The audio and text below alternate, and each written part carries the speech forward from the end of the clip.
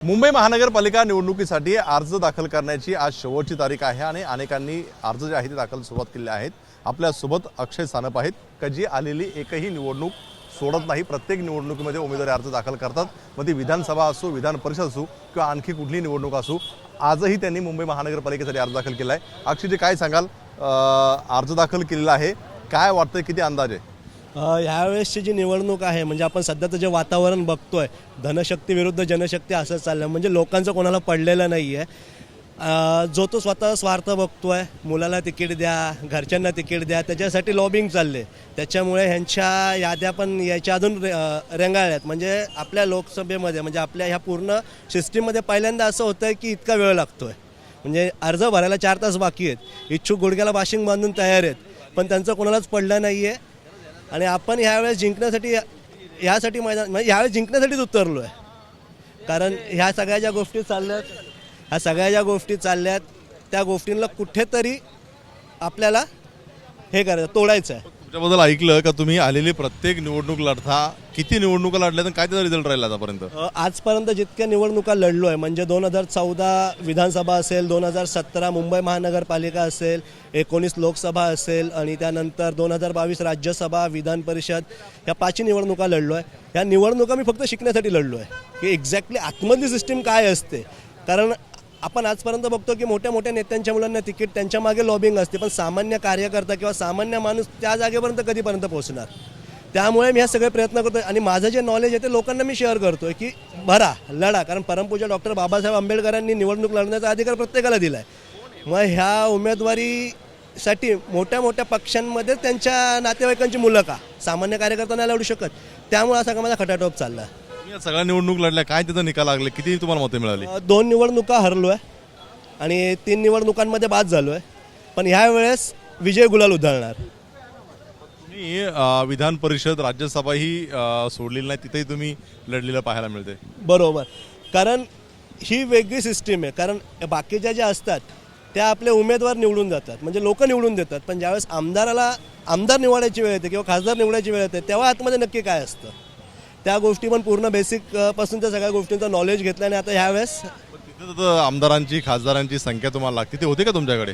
आपल्याला काही आमदारांचा पाठिंबा होता, त्याच्यामुळे आपण तो प्रयत्न केला, पण काही आमदारांचा कमी पडला। कारण 10 आमदारांचा पाठिंबा अपेक्षित असतो, आपल्याला त्यामधल्या काही 60% आमदारांचा पाठिंबा होता, फक्त 40% नव्हता, म्हणून आपण थोडं मागे पडलो। तुमच्याकडे काय व्यवसायाने काय आहात तुम्ही? कारण तुमच्याकडे एवढा मोठा वेळ आहे, तुम्ही प्रत्येक निवडणूक शिकण्यासाठी लढताय। मी फिटनेस इंडस्ट्रीमध्ये आहे। 2012 नवोदित Mumbai Shri, 2014 senior Maharashtra Shri, 2016 mister universe team इंडियामध्ये सिलेक्ट होतो। इव्हन यावर्षी माझं सिलेक्शन झालेलं, पण ह्या सगळ्या निवडणुकीच्या धुमाळीमध्ये मी माझा वर्कआउट आणि माझा सगळं डाएट प्लॅन वगैरे मॅनेज होणार नाही आहे, म्हणून थोडा ब्रेक घेतला। तुमच्या पत्नीसोबत आहेत, खरं तर त्यांना छंद आहे शिकण्यासाठी, त्या प्रत्येक निवडणूक लढतायत। कसं बघताय या आवडीकडे तुम्ही? माझा त्याला संपूर्ण पाठिंबा आहे। खूप छान वाटतंय की तो पूर्ण एकदम लढवय्या वृत्तीने काम करतोय।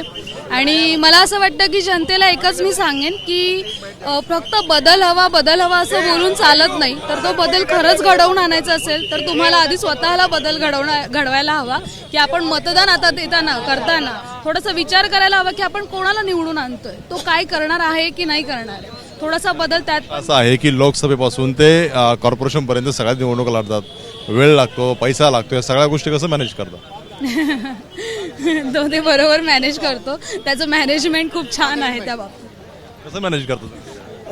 कसं असतं, डोक्यावर कोणतरी गॉडफादर असल्याशिवाय आपण राजकारणात नाही येऊ शकत आणि प्रत्येक गोष्ट ही पडद्यावर आणायची नसते ना। काय गॉडफादर आहे तुमच्यासोबत? आहेत।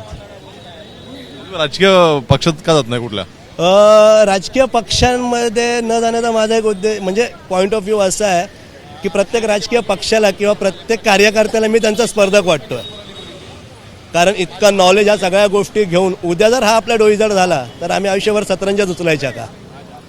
काय वाटतं या निवडणुकीमध्ये किती यश मिळेल? यावेळेस आपली पुढची मुलाखत 16 तारखेला होईल, जो विजय गुलाल अंगावर घेऊनच होईल। कोण कोण आहे तुमच्यासमोर? माझ्यासमोर कोण आहे मला त्याचा फरक नाही पडत, मी मैदानात आहे, ही माझ्यासाठी मोठी गोष्ट आहे।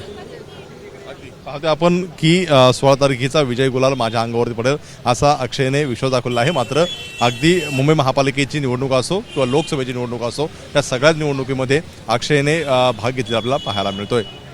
कॅमेरामॅन अनिल सरासुरने एबीपी माझा मुंबई. एबीपी माझा, उघडा डोळे बघा नीट.